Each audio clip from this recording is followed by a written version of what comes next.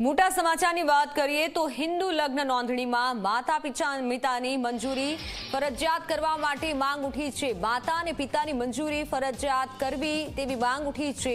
ભારતીય કિસાન સંઘે પણ આ મુદ્દો ઉઠાવ્યો છે। કાયદામાં સંશોધન કરવાની રજૂઆત કરાઈ। પાટીદાર સમાજની માંગને કિસાન સંઘનું સમર્થન મળ્યું। વાલીની સહમતિ ફરજિયાત બનાવવાની રજૂઆત કરાઈ છે। લગ્ન નોંધણીમાં માતા પિતાની મંજૂરી ફરજિયાત કરવામાં આવે તેવી માંગ ઉઠી। तो भारतीय किसान संघ ये अपनी पुरानी सनातन धर्म ने मानी सनातननी रीति नीति ने ध्यान में राखी भारतीय किसान संघ एवं माने कि भाई दीकरी दीकरीना लग्ननी नोंधणी जे थाय ए पिता मातानी आज्ञानुं पालन अने एनी फरज पिताने जरूर पड़े माता पितानी ये एक एवं कायदामां संशोधन करी अने जे अत्यारे गलत कायदा बनाव्या छे એને રદ કરીને એવો જ કાયદો બનાવવો જોઈએ કે દીકરીને કે દીકરાને લગ્ન કરવામાં તો માતા પિતાની મંજૂરી લેવી જોઈએ।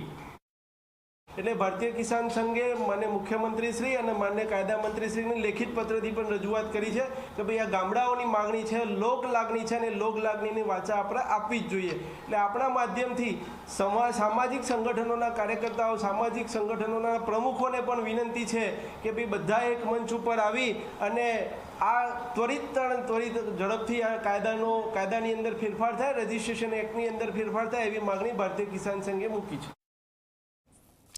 કાયદામાં સંશોધન કરવાની રજૂઆત કરાઈ છે। કાયદામાં ફેરફારની માંગણી કરાઈ છે। પાટીદાર સમાજની માંગ હતી અને તેમાં કિસાન સંઘે પણ આ મુદ્દો ઉઠાવ્યો છે। તેઓનો સહકાર મળ્યો। હવે પાટીદાર જે સમાજ છે તેને કિસાન સંઘનો સહકાર મળ્યો છે। કિસાન સંઘે પણ હવે આ માંગ ઉઠાવી છે કે લગ્ન નોંધણી વખતે માતા પિતાની મંજૂરી ફરજિયાત કરવામાં આવે। માતા પિતાની મંજૂરી વગર લગ્ન ન ગણવામાં આવે। અને આ જે હાલ મુદ્દો ઉઠ્યો છે તે અગાઉ પણ મુદ્દો ઉઠી ચૂક્યો છે। પાટીદાર સમાજ ઘણી વખત સંમેલન પણ કરી ચૂક્યો છે, પોતાની વાત આ મૂકી ચૂક્યો છે। ત્યારે હવે ભારતીય કિસાન સંઘે પણ આ મુદ્દો ઉઠાવ્યો છે। કાયદામાં સંશોધન કરવાની રજૂઆત કિસાન સંઘ દ્વારા પણ કરવામાં આવી છે। પાટીદાર સમાજની માંગને કિસાન સંઘે હવે સમર્થન કર્યું છે। કિસાન સંઘનું સમર્થન છે ત્યારે વાલીની સહમતિ લેવામાં આવે લગ્ન નોંધણી વખતે। ત્યારે ખાસ જો વાત કરવામાં આવી, અગાઉ પણ ઘણા સંમેલન થયા છે, ઘણીવાર આ મુદ્દો રાખવામાં આવ્યો છે કે શું જ્યારે પણ લગ્ન નોંધણીનો સમય હોય છે ત્યારે વાલીની સહમતિ હાલ નથી હોતી, પરંતુ હવે તે કરવામાં આવે અને તેના ઘણા કારણો પાટીદાર સમાજ દ્વારા પણ દર્શાવવામાં આવ્યા છે। તો એસપીજી અધ્યક્ષ લાલજી પટેલ આપણી સાથે ફોનલાઈન પર જોડાઈ ચૂક્યા છે। આપનું સ્વાગત છે ઝી 24 કલાકમાં। નમસ્કાર બેન।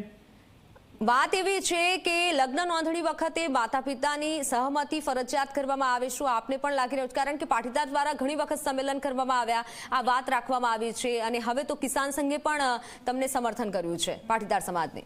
જો બેન, છેલ્લા 4 વર્ષથી અમે એસપીજી દ્વારા આની લડત કરીએ છીએ અને એ 4 વર્ષના કારણે અત્યારે કિસાન સંઘ હોય, કોઈ પણ સમાજનું સંગઠન હોય, કોઈ પણ જ્ઞાતિનું સમાજનું સંમેલન હોય, તો હવે આ મુદ્દો ઘરે ઘરે સુધી પહોંચ્યો છે।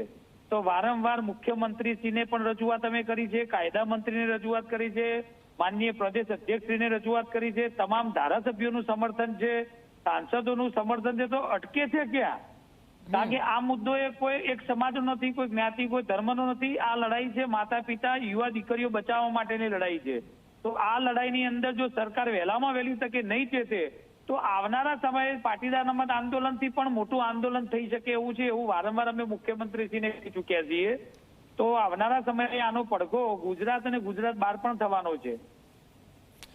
ક્યાં ક્યાં સુધી તમે રજૂઆત કરી છે, શું એ જાણી શકાય? અને કયા એવા કારણો છે જેથી આપને એવું લાગી રહ્યું છે, પાટીદાર સમાજને એવું લાગી રહ્યું છે કે ના, હવે સમય આવી ગયો છે કે લગ્ન નોંધણી વખતે વાલીઓની સહમતિ હોવી જોઈએ? વાલીઓની સહમતિ બેન મિત્તલબેન એટલા માટે હોવી જોઈએ કે જે આપણે દીકરીને ભણાવી ગણાવીને 18 વર્ષની કરતા હોઈએ અને આપણો કાયદો એવો છે કે 18 વર્ષની દીકરી અને 21 વર્ષનો દીકરો દુનિયામાં કોઈ પણ ધર્મમાં, કોઈ પણ જ્ઞાતિમાં, કોઈ પણ લુખા જોડે, ગમે તેવા અસામાજિક તત્વ જોડે મેરેજ કરી શકે છે। એટલે જે અસામાજિક તત્વો છે એ લોકો કાયદાનો દુરુપયોગ કરી અને જ્યારે દીકરી 15 વર્ષની હોય ત્યારે 15 વર્ષથી લઈને 18 વર્ષ સુધી એને મોબાઈલના માધ્યમથી ફસાવે છે અને ફસાવ્યા પછી દીકરી એના જોડે ફરતી હોય, એના બધું થતું હોય, એના વિડીયો ને બધું એ લોકો એમના જોડે રાખતા હોય છે, બ્લેકમેલ કરીને જયારે 18 વર્ષની દીકરી થઈ જાય એટલે એ લોકો એને કોર્ટ મેરેજ કરી અને પછી ભગાડવાનું કામ કરતા હોય છે। અને જ્યારે આ કાયદો આવતો હોય છે ત્યારે કાયદાની અંદર તો એવું છે કે દીકરી એવું કહે કે મારે મારા પતિ જોડે જવું છે, ત્યારે એ મા બાપ એ દરેક જ્ઞાતિના સમાજના લોકો લાચાર થઈ જાય છે અને દીકરી એમના સામે ભાગીને જતી રહેતી હોય છે. ત્યારે ખબર પડે છે કે જે દીકરીને મોટી કરી હોય, સંસ્કાર આપ્યો હોય, દીકરી આ રીતે કાયદાનો દુરુપયોગ કરીને કેવી રીતે જતી રહે? તો પ્રથમ તો કાયદામાં સુધારો લાવવો પડે છે. અને આ પ્રશ્ન હવે દિવસે ને દિવસે એટલો મોટો વર્ગ ઉભો થઈ રહ્યો છે કે તમામ જ્ઞાતિએ એસપીજીને સમર્થન આપ્યું છે, ધારાસભ્યોએ પણ સમર્થન આપ્યું છે અને સાંસદો પણ સમર્થન આપ્યું છે. તો આવનારા સમયની અંદર જો આ યુવા દીકરી બચાવવાનું કામ જો સરકાર નહીં કરે અને કાયદામાં સુધારો નહીં આવે તો અત્યારે જેમ મહેસાણાની અંદર પણ રેલી નીકળી, મોરબીની અંદર પણ સમર્થનમાં રેલી નીકળી, ઘણા બધા શહેરોની અંદર આ યાત્રાઓ અને રેલીઓ પણ ચાલુ થઈને આવેદનપત્ર પણ આપવાનું શરૂ થઈ ગયું છે. જી બિલકુલ, ઝી 24 કલાક સાથે જોડાવા બદલ આભાર આપનો. ત્યારે પાટીદાર સમાજ પોતાની માંગ ઉપર અડગ છે, ઘણા સંમેલન કરવામાં આવ્યા છે અને ઘણી જગ્યાએ રજૂઆત પણ કરવામાં આવી છે.